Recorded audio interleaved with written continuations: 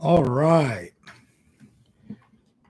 So today is, if my calculations are correct, I did seek the help of some of our LLM, artificial intelligence friends, to verify that today, August 9th, is the 144th day to the end of the year. That number is really important to me, and we'll get into that as we go along. But as you might have seen from the title of this little conversation and meeting we're going to be having here, and I'm going to be doing a bunch of these in between breaks between now and the next 6 hours. So join me anytime, and and pull in and pull up as you're available. So, one of the things that happened to inspire this event and to inspire the events that are coming up, we have a schedule that includes September 9th for our challenge, our September strategy challenge. And then we have the upcoming um, certified niche plays. So basically, when we get into the core of September strategy, you're going to find out what those plays are.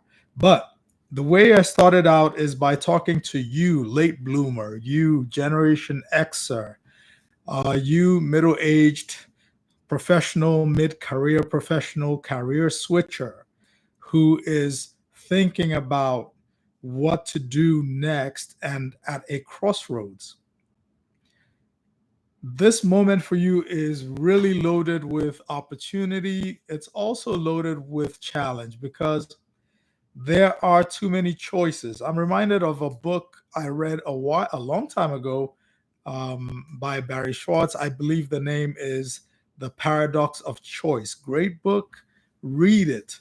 It points out that in most developed economies, uh, citizens equate existence of greater choice with greater freedom, and that is not always the case.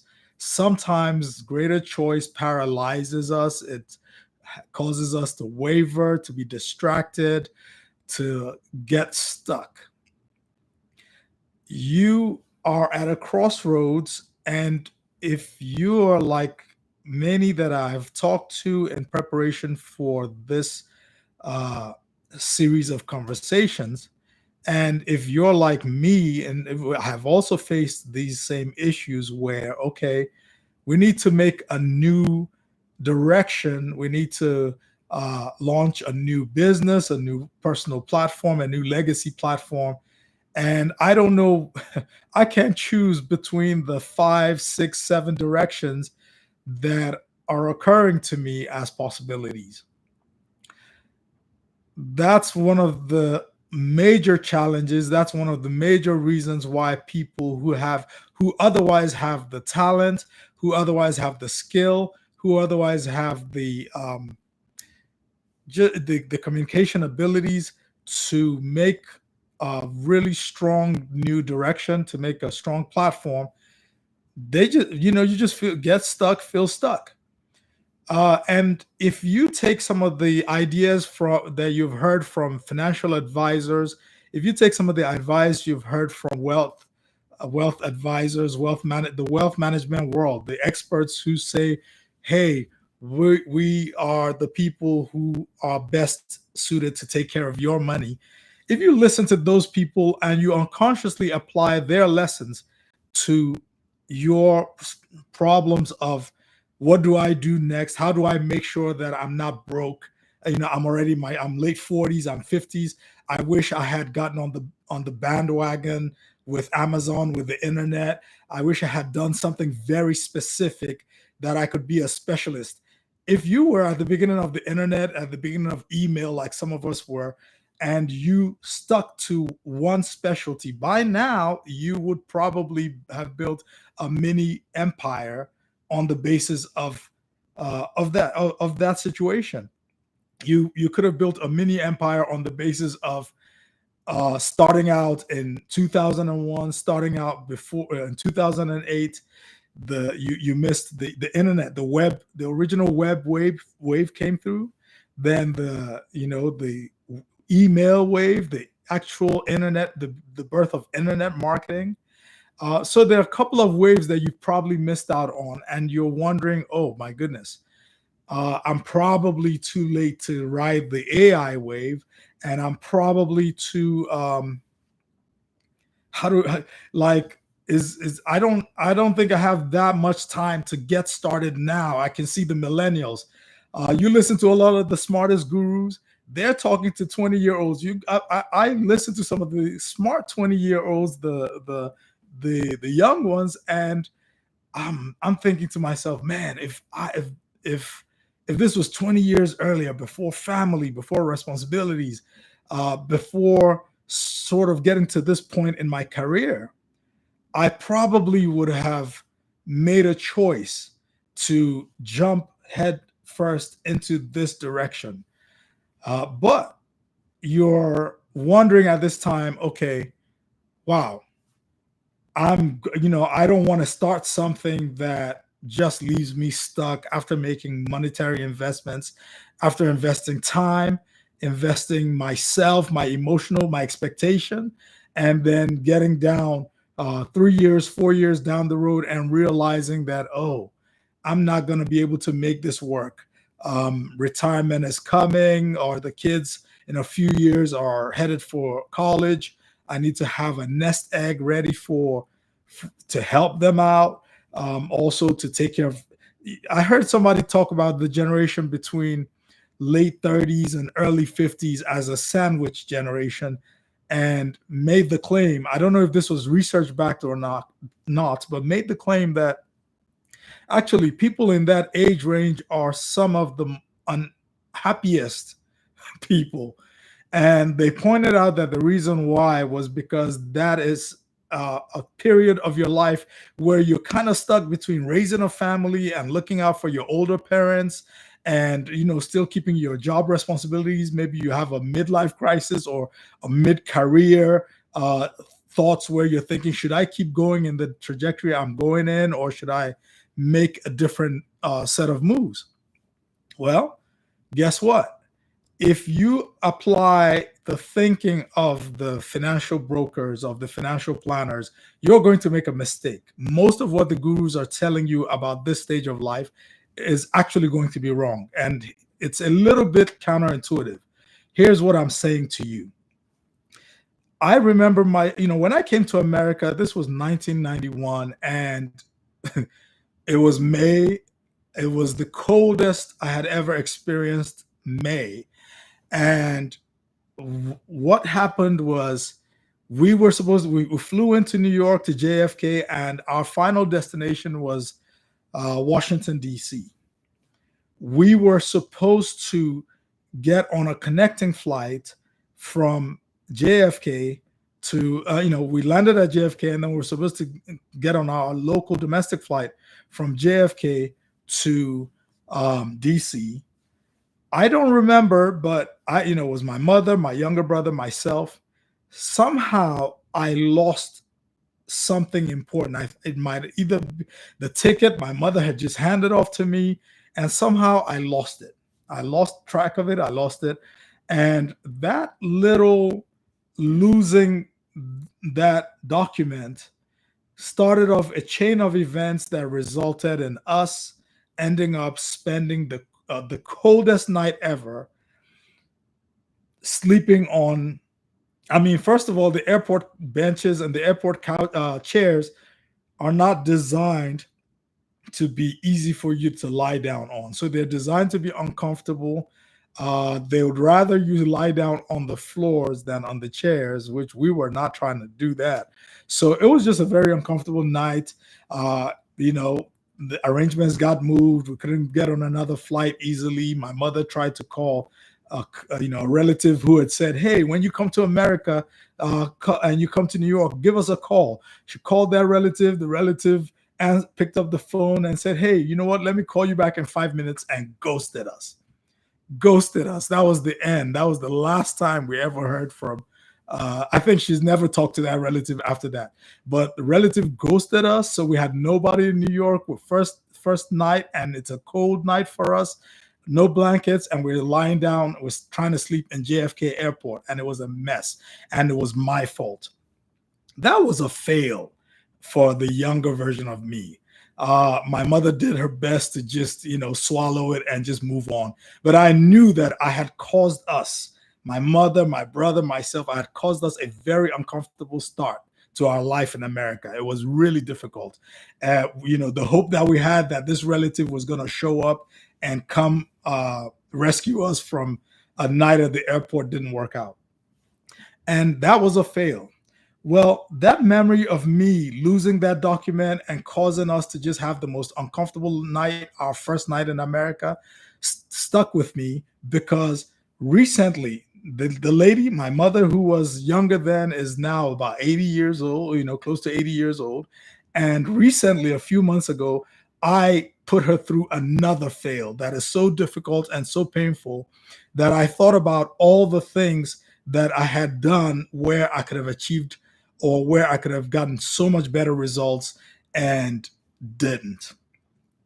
And it occurs to me that if you're afraid of failing, if you're afraid of trying, if you're afraid of experimenting, if you're afraid of launching ideas, if you're afraid of putting yourself out there, you will be your own blocker to success, to wealth recovery in this moment in time. If you're a late bloomer, you're a late lifer, somebody who is looking to pick up themselves and have a strong start at this moment, look, the whole idea that you need to internalize is that you have to get over your fear of failure. You have to turn failure from an aversion, from an enemy, to a friend, to a catalyst. And so the ways that you can do that, the ideas that you can flow with to get that done, are antithetical to the information you're getting from the financial planners. The financial planners are going to be telling you, hey, look, you're in your 40s, you're in your late 40s, you're in your 50s.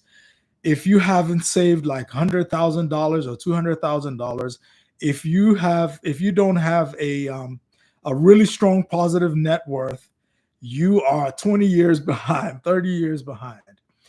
If your career journey has come to an abrupt end, or you are sensing that there's a challenge ahead and you're at a crossroads, or you have been thinking about your business plan B, how to leave the workforce, even if you're an executive, and maybe you're coming across the limits of your journey in that trajectory, in that path, you have to think that, okay, do I have the skills?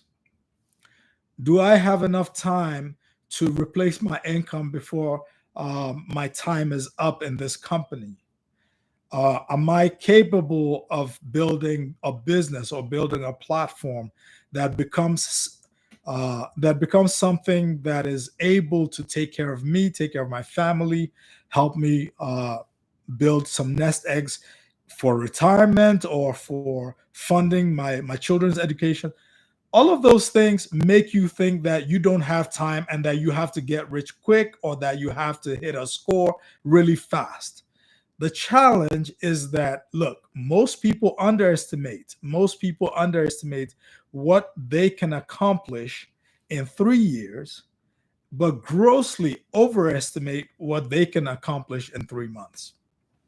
So we have a time skew. We have some kind of a time distortion when it comes to our sense of time and how we can move through time and how we can be successful through time.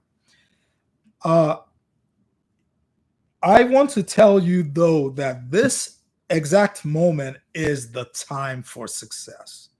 This is your time for success. One of the reasons why next month's rollout is going to be called September Strategy is because it's not just that it's meant to remove you from the opportunistic, uh, get rich quick, speed it up, fast, fast, fast mindset, which you have to. But it's also, September means that it also has elements of temporality, elements of adjusting, hacking your brain so that you can reset your time language. And if you can reset your time, if you can reset your time language, you can do anything you want to do. If you can reset your time language, you can achieve your goals that you are afraid it might be too late for you to achieve. Overall, I am, let me introduce myself to those of you who don't know me. My name is Gogo Eric Osima. I am the small business digital coach to my clients and longtime mentees. I am the founder of a company called Idea Age Consulting, where we turn misfits into mavens, into moguls.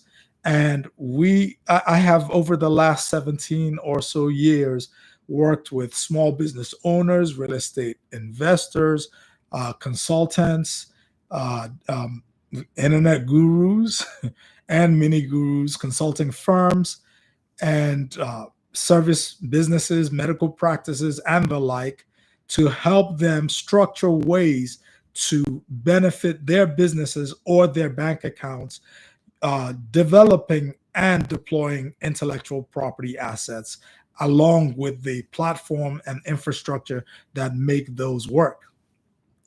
And as part of that journey in dealing with consultants and dealing with coaches, I have come across many people that I would describe as brilliant but blocked.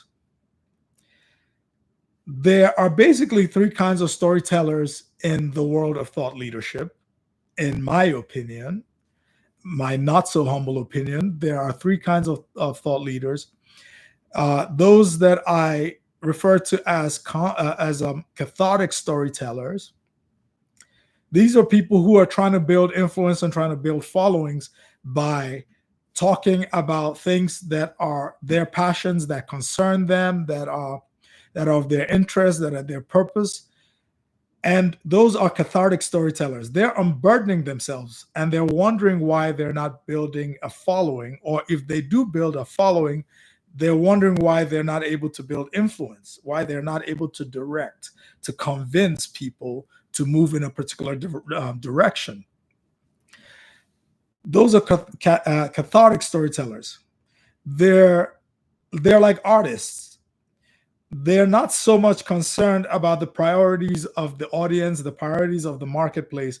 They're mostly thinking, or they're mostly being moved and compelled by their own internal forces. This is potentially risky.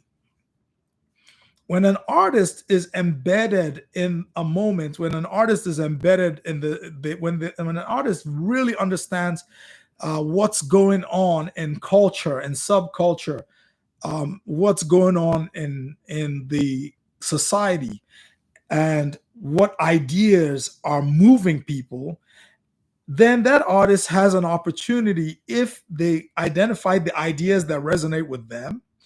When that artist unburdens themselves, that artist has the opportunity to really grab the system, to really grab the marketplace, because they can latch onto an idea that that the society, that the culture once represented.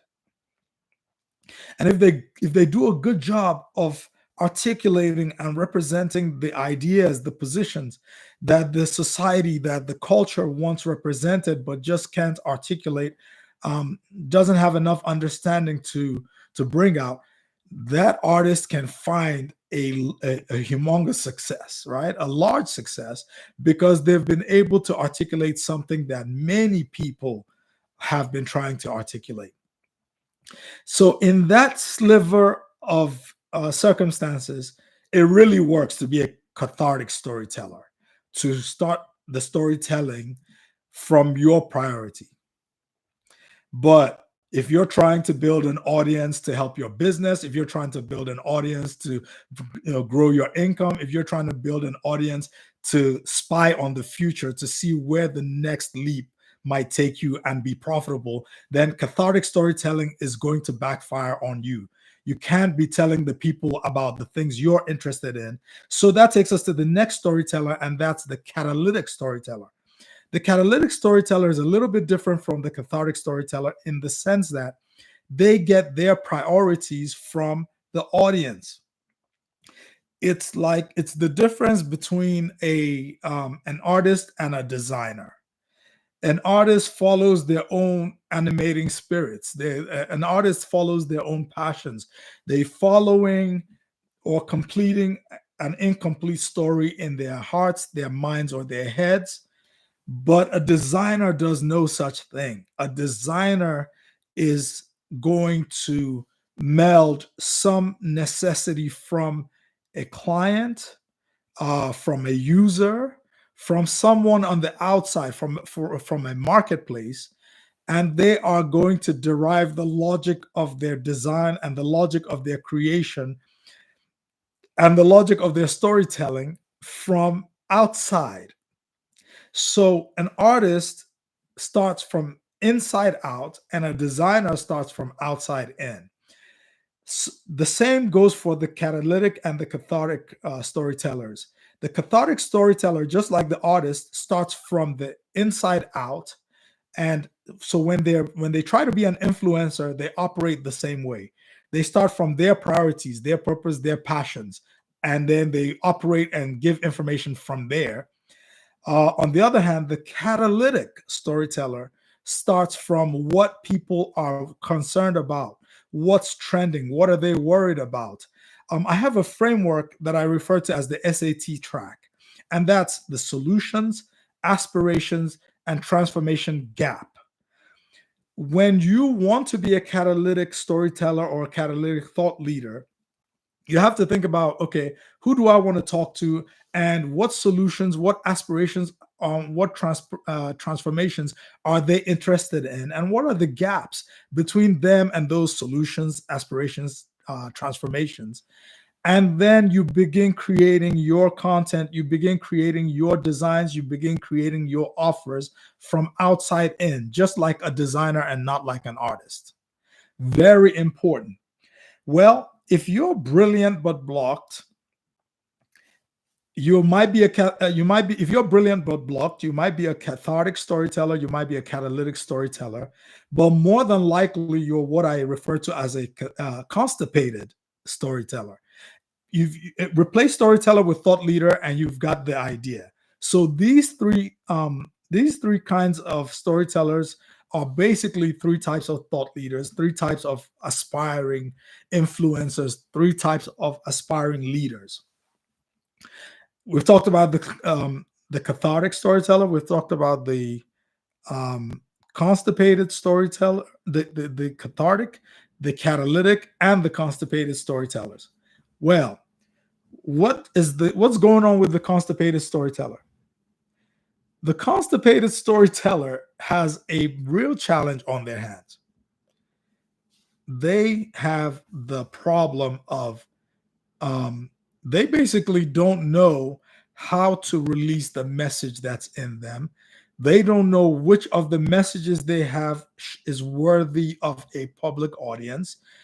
They are stuck in a values and an emotional conflict between doing what they love, doing what seems likely to make them money, doing what they have already been doing, what they have an expertise in, or doing what the present circumstance or something in close proximity demands. Excuse me.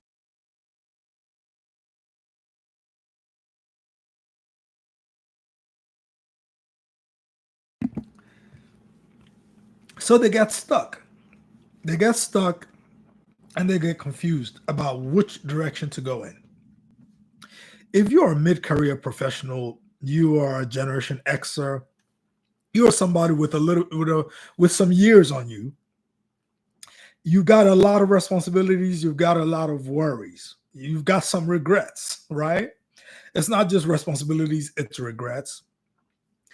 And you might have been through a situation where you've kind of disconnected from the ideas that animate you the most, that give you the most energy, the possibilities that you might be involved in, stories in your head about your possible future that that excite you, but you've begun to make scripts around abandoning them. That's what results in people being brilliant but blocked. And if you're brilliant but blocked, and your plan B is to start to launch a business, especially to launch the kind of business that I highly recommend, the business that has the most leverage for alchemy, the most leverage for that offers you the most leverage, that offers you the most optionality, the most opportunity, that is distance independent, that is location independent, that can be local or location independent at your discretion, that is scalable because of the way it works. Then if that's who you are, you're going to move towards a maven business. And a maven business is just another way of saying an influencer or thought leadership business. Influencer doesn't necessarily mean YouTube, a YouTube business, or a TikToker or any of those things. Influencer means that you're corporate speaking or corporate training. Influencer means that you're a coach or a niche or consultant to a niche, to a group, to a community. Influencer means you're a community builder and that you enjoy income from a group of people who resonate with the things that you are talking about. So if you are a brilliant but blocked individual, then the way to unlock yourself, the way to unlock not just your story, not just your message, but also your income, is to start small. To unlock your big dreams, to reconnect yourself to your biggest dreams, but to start small. It's very important that that contrast exists when you're starting out. It can't be you listening to your financial advisor and then transferring that to your active income strategy. If your active income strategy is going to be something that I can do and oversee directly, and you are willing to take it slow, even though you think you don't have much time, you are going to be able to leverage counterintuitive levers. You're going to be able to take advantage of some of the advantages of this moment in time that are not really being accounted for by the gurus, by the financial planners, by your neighbor next door. So, what does brilliant but blocked or brilliant but broke look like? You've built 20 years in a career in a company that is beginning to look a little bit ageist. You're noticing that your cohort, people in your cohort, are getting early retired or laid off, and the people replacing them are 10 or 20 years younger. You're asking about the plans for the plans for you, and the responsibilities that maybe had been discussed in the past, and you're noticing that your manager or your boss is starting to get real mush mouth about what's going to happen to you and your job. If that's you, then and you don't realize that your brilliance doesn't just have a place in your company, it might have a place in companies like the company you work for, or it might have a place um, to in independent, smaller scale business. So here's what we're going to have to do. We're going to have to first of all reconnect you to the dreams that you've gotten scared of. You can't pretend to yourself when something animates you and energizes you and another thing does not. There's no real way to just pretend that away. Some things are exciting to you, some visions. There's some imagination, some daydreams that you have, and when you think about them, you're like, oh, okay. I really don't I really see myself here. Like for instance, you can if you are completely blocked because of circumstance, because of self disappointment, because of some of the things that you have done that have not worked out for you, then I'll tell you something. You have the ability to use somebody outside of yourself to unblock yourself. One of those is an authority mentor, a long distance role model, somebody out there who has achieved a version of what you want for yourself. And if you don't find the exact replica of who you want to become in one person, then you can do a model, a mentor mash, and you can combine elements from up, three or so mentors, how they live, who they have become, mentally, in terms of their character, assets, what they have. So those three elements of be, do, and have, you can project that if you find a long distance mentor, somebody out there who represents all those three things that you aspire to be, you can use them to recover your broken wanter. But if you only find that, pieces of them here and there, then combine them, like literally say, I would like to live like mentor A. I would like to work and build a business like mentor B. And I would like to become, in terms of mindset, in terms of philosophy, and in terms of daily, weekly, monthly, quarterly, and annual practice, someone who is closer to mentor C. And when you do that, you can design a life that you can daydream once again about, and you can recover. There was a thought leader I heard once. I think it's Nicole Waters, and she said you have to figure out a way to fix your broken wanter. If you have lost touch with your dreams, the things you really wanted, you are going to the things you want are the biggest bridge to the biggest plays you can make in your life. Now, I will talk about why big plays are not fast plays, but they are big plays and they do require a big vision and then bite sized steps following them. So, we've talked about three kinds of approaches to thought leadership. We've talked about being a catalytic storyteller or thought leader. We've talked about being a cathartic storyteller or thought leader.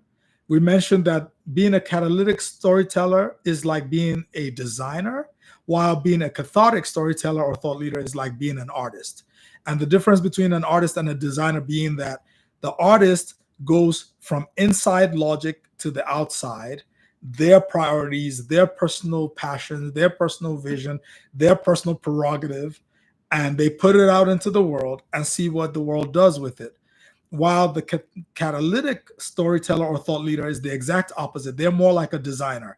They think about what's happening out there, what's the deficit, what's the gap, what's the problem, what do the people want, and then they design with the logic from outside in. So it's the exact opposite between those two archetypal thought leaders. The third thought leader is an aspiring thought leader, a entrepreneur, a dreamer, a seminar junkie, feels stuck and frustrated, and that is the constipated storyteller or the constipated thought leader. And that person is what I would describe as brilliant but broke. And if you're brilliant but broke, well, then use the long distance mentor. In my case, for instance, I have a younger mentor who a young man named Alex Hormozy, who's very big here on YouTube, who's very big in the entrepreneurial world, but he's not the only one. One of the old copywriters, Ted Thomas, I believe is his name, had a situation where he had built from his copywriting and his salesmanship and his influence and his thought leadership, had built himself a really nice life where he basically, if I'm not getting the story wrong, he had built he had bought a private property where his private residence was in one part of the large property, and then there was a retreat and conference center on the other part. And between running his own programs on his property and renting out his property outside of his calendar to other thought leaders, other organizations, he was living a very nice life, had become a multimillionaire, but at the same time, his business was working for his life and not his life for his business. Um, there was a book called Life Profitability that I just found out about and it just came across. And this has become one of two books that really, to me, is a wake up call for entrepreneurs to stop how they live and to reset their priorities so that the business serves their lives and not their lives serving their business. One of those books is called Making Money is Killing Your Business by Chuck Blakeman. And the second book is called Life Profitability. It's by a South African author. I don't remember his name exactly, but these are two of a few books that that remind you to put the smaller box inside the bigger box. So you reconnect to your desires. You make it a daily practice. This is there's in my personal practice, this is day 144 of a 144-day countdown to the start of next year. But it's also special to me because it's exactly a month ahead of my September strategy launch. And for me, I use time as a weapon. I use time to make my challenges interesting. And time can be something that works for you rather than works against you mentally and then also programmatically. Time doesn't have to be an enemy. Even if time is working against you because you are more of a lender or a borrower than a lender, you can start using time and change your relationship to time. It is going to be necessary. If you self identify as a late bloomer, you really have to think about time as a fluid friend and not a fixed foe. You have to think about time as something that is adaptable. And that starts with not forcing time into reconnecting to your biggest plan, your biggest dreams. Leave time alone when you think about your biggest dreams. If you're so disconnected from your dreams or your dreams seem like they're unrealistic or impractical, they seem more like a seduction or a temptation than a friendly reminder of how great your life could be, then you have to back up from them and look at other people who are examples. I'm not talking about looking at your peers and feeling envy and jealousy. Those do not serve you. I'm talking about taking elements of the things that you have forgotten to want and pulling them from one or two or three mentors and making them, recovering them as your future. And just think about them 5 minutes a day. They're good thoughts. They're not going to hurt you. People are afraid to think about the things that they want because they're afraid that it might stalk them, it might torment them, or it might tempt them into a direction that is a little bit unwise. But it need not be like that.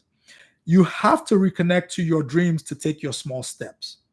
If you're in the middle of your life or mid-career and you're in a transitional period, there's no gravity. People talk about funnels on the internet, but funnels are a very bad metaphor for the kind of influence and marketing that most of the people want to do, because funnels have gravity. In the real world, gravity is pushing funnels down. Well, but in the world of marketing or in the world of you propelling yourself forward, there's no gravity to push you. So there has to be something magnetic towards which your customers go and towards which you go. It starts first from you with your desires, the things that you wanted, the big picture that you wanted. Some of the fancy people refer to that as your why. Why is such a big word that I'm not thinking about that. I think that rather than your why, which is connected to purpose, which purpose is complicated for many people. You know, if you're in your mid 40s and your 50s and you don't yet know your purpose, you probably were not supposed to know your purpose to start moving forward.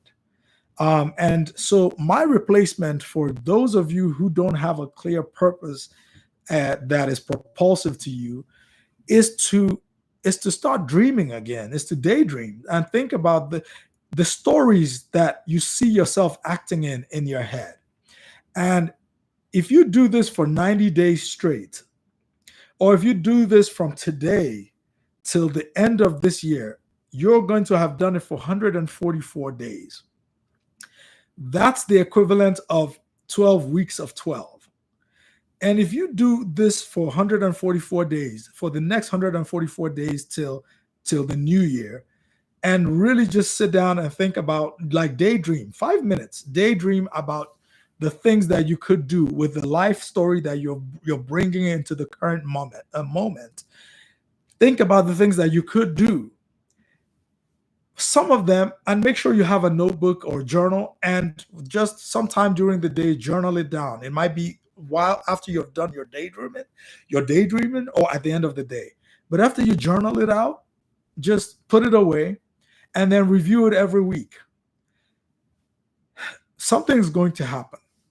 One of these stories you tell yourself about a possible future that you see yourself starring in is going to be far more exciting and far more energizing than many of the other daydreams that you have.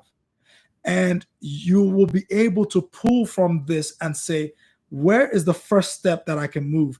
That to me is better than purpose. I call that the epic that drives you. And an epic that drives you, an imaginary daydream that stars you and all your history, your skills, your backstory, your struggles, your friends, and brings that into your imagination, is to me more useful than a purpose. If you haven't found your purpose and you have gone decades without it, you are not going to find your purpose that way. The way you're going to find your purpose is on to achieving your dreams. So it's better to find a story that drives and moves you, and start breaking down how that story can convert into a strategy, and how that strategy can convert into sprints or projects that you can enact. So so by doing that, when you recover your broken wanter, you can recover your vision. Now I'm going to tell you the counterintuitive things. We're at the 42-minute mark. The counterintuitive thing is very simple. If you're sufficiently ambitious, the long road is the shortcut. And this is a hard sell. If you are who I'm talking to, you're a late bloomer in and especially you're a mid-career professional, or you're in the middle ages of your life, you're somewhere in your 40s to your 50s. You might even be in your 60s. And look, if you're in your 60s, you're energized, you're ambitious, you're energetic, you're creative, you are still in your middle ages, okay? And so I want you to understand that from this standpoint, the long road is actually the shortcut. Your financial strategy, your coaches, the gurus, everybody is trying to encourage you, or you might be pushing yourself to get rich fast, or to look for speedy strategies or fast strategies. Nope. The game that you have to play is counterintuitive. It's paradoxical. The people who who set themselves up for a long game at the outset are going to be more likely to build a large payoff if they're sufficiently ambitious. So don't fall for the temptation to hurry, or to look for faster strategies, or to sprint strategies. It'll make you opportunistic rather than strategic. Rather than doing that, you've got to back up and say, oh, I don't have a little time, I have a large time. We are used to thinking about time in a very linear way, and it makes sense. Now, I happen to come from Africa, and I happen to, among my people, the Ijaw people of Nigeria, um, traditionally, our temporal existence, like most in in the traditional world, most in the global South, is not a linear timeline, but actually a looped or circular conception of time. And yes, it's true that if you if you're here living in 2025, then you are born into a Western cosmology where time has a really strong linear bias. So it's past, present, future. But there are to make time to develop a fluid conception of time rather than a fixed one. Now, this could be a very strange idea to you, and probably the first time you're hearing about um, reconstituting your brain, reconstituting your nervous system, reconstituting your emotional orientation or your state to relate differently to time. But you have to do it, because if you don't do it, you're not going to be able to install, you're not going to be able to execute the strategies that will lead you to dominate. You're going to be thinking, oh, I have too little time. I have too little time. I have too little time. I have to raise a million. I have to raise $200,000 in the next 12 months. I have to raise, $300,000 in the next 18 months, or else I'm not going to be able to have the funding for my kids to go to college, or I'm not going to be able to have the funding for to replace my income because this job is looking like I'm about to lose it.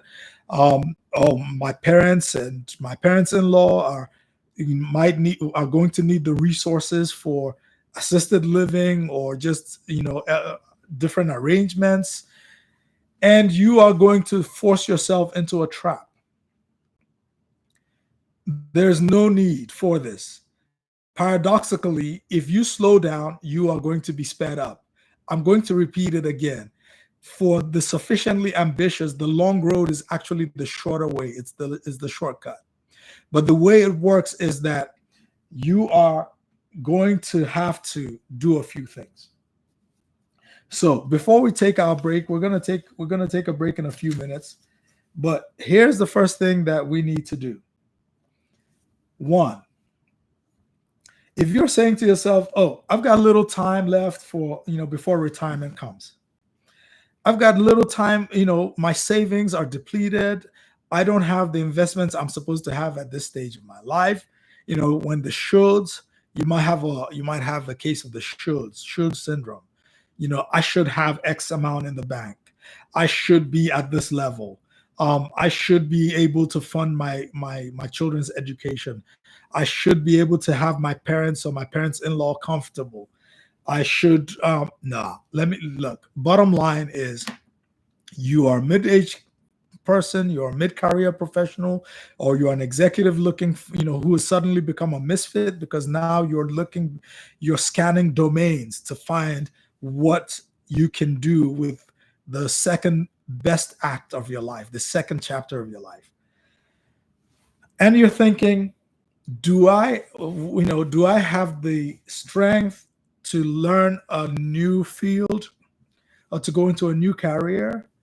Or am I really going to be able to do that dream, that plan B business that I've always wanted to do? If you're going to do it, first of all, remember the previous lesson. If you don't remember anything for the last 45 minutes, categorize yourself. Are you a constipated thought leader storyteller? Or are you a catalytic storyteller and thought leader? Or are you a cathartic storyteller and thought leader? And be very clear-eyed about where you are in that scheme. Because if you are constipated, you need to get unblocked. One of the ways that we can unblock you is by walking you through. In my coaching practice, I do what I call the shell audit and the sit audit.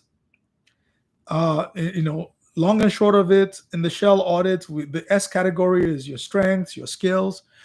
your stories, your struggles, and a few others. You go think back about your life, and you write them down. You put them in the worksheet. And then the shell is your habits, your hobbies, and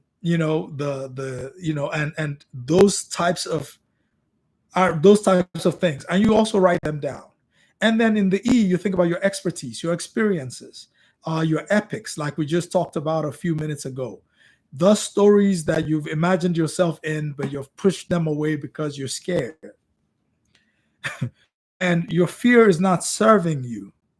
Remember, we talked about failure aversion, and with the asymmetrically powerful tools, the exponential technologies, and the exponential trends that we have available to us today, the one thing that will make sure you're locked away from the potential avenues of breakthrough and wealth and influence and leadership is your aversion to small fails. I'm not saying you got to go set up big failures and fail and keep failing. No, I'm saying set up small fails, small things that if you did them and they succeeded, they take you closer to your goal.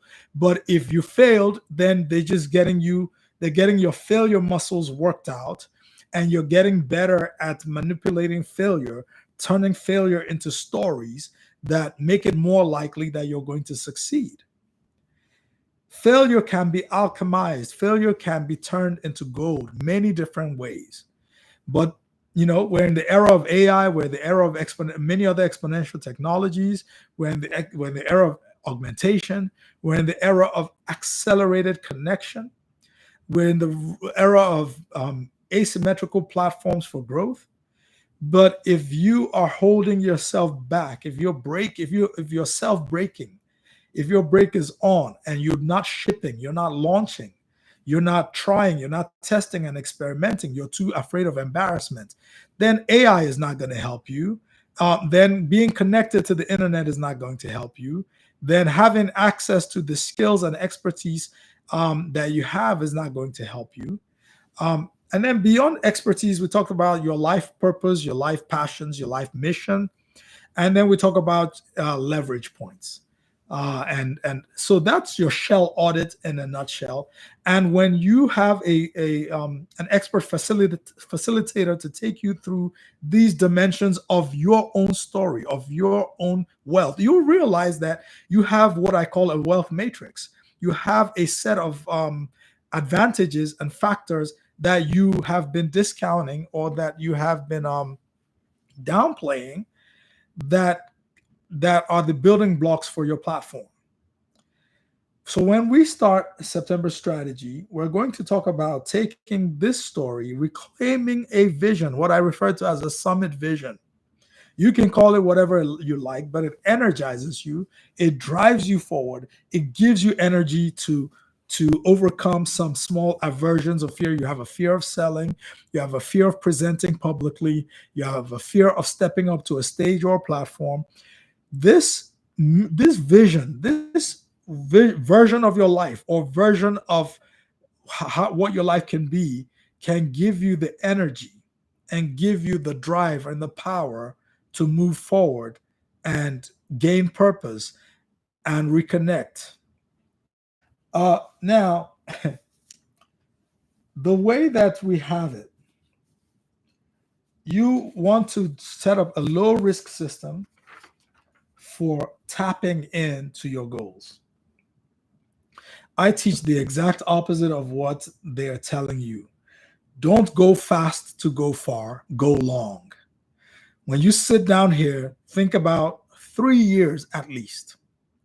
3 years is a very magical period for me personally, because it took me years. I had to, when I did my own shell audit, and this was sometime in 2007 or 2008, and I walked myself. I had one of my mentees help me, and I walked through the process. I was facilitated through the process, and I suddenly realized, oh my goodness, I have a challenge. I break off things every 3 years, whether it's working or not. So I had a pattern that I had not seen. And that was information, that was education. Because if you're in your 30s and you suddenly discover that you actually break off jobs, you break off some things every 3 years, that's useful information, because your energy, there's some kind of temporal energetics to your pattern. Now, I'm not going to claim that this is a science, no, but pseudosciences are good, are useful if you use them right. A long time ago, I read a book called "Is This Your Day" by a guy. I think his name was George Thurman or something like that. But "Is This Your Day" he was selling biorhythms. He was selling that we have patterns, that there are days, and that these days are cyclical, and we wake up some days and those days are on the downside of the graph. Now, I'm going to tell you, I don't believe the theory that he laid out in that book regarding biorhythms exactly. But it was, even though I don't believe the framework exactly, and I wasn't convinced by the science, well, I say I wasn't convinced by the scientific arguments or the pseudoscientific arguments. Guess what? I believe that that book has saved me from more accidents, more unintentional harms to myself than even most of the books that I believed that I cared about. Because even though I didn't believe in the science of "Is This Your Day," it made me hyper conscious when I had two or three things happen that were not customary. If I kept forgetting my keys or I dropped off something, and it made me more aware to look out for accidents, to look out for just things that might seem to be chance, but were not chance at all. So it made me hyper aware of potential patterns. And when I saw those patterns, to be preemptive, to make sure that I was hyper careful in how I communicated, hyper careful in my emotional responses on those days, and to make sure I drive more mindfully and carefully on those days. So even though I read "Is This Your Day" and I didn't really believe in the framework, it has been so useful to my life over the last 25 years. So just because you don't have scientific faith in a framework doesn't mean it cannot add significant value to your life. Now, we're going to have this conversation about how to play longer games. You need to play longer games, bigger games, better games, if you hope to achieve the gap, if you hope to close the gap, to solve the problem of not enough funds, and a little bit gone forward in years, not at the level I should be as a mid-career person, or you're even a middle-aged executive or mid-career executive, and you are facing a looming threat to your job and to your career viability. So many companies claim that they're not engaging in age-based discrimination, but coincidentally, people who lose their jobs at certain ages end up finding it like a year passes, 12 months, 9 months, and they still don't have a job, or they have to go way down in salary and level just to be able to work. Now, so if that's the kind of crisis that you're in, and if you're having brilliant but broke or brilliant but blocked type of problems, then I'm going to introduce you to a 4-step journey that will help you go from misfit, where you are at a crossroads and you don't know which direction to go in, and you don't fit into any bowl anymore neatly. And we are going to walk the misfit, the maven path, and the mogul path. All right. So I will see you soon. We're going to take a 15-minute break, and then the second stream is going to start, and then we'll move forward. So I'll talk to you soon, and we're going to start. When we start, we're going to start with the misfit to maven to mogul path, how to play longer games, without losing your mind, and then how to turn the current conditions that you might think are maybe disadvantageous to you into your personal advantage. So see you soon. See you in about 15 minutes.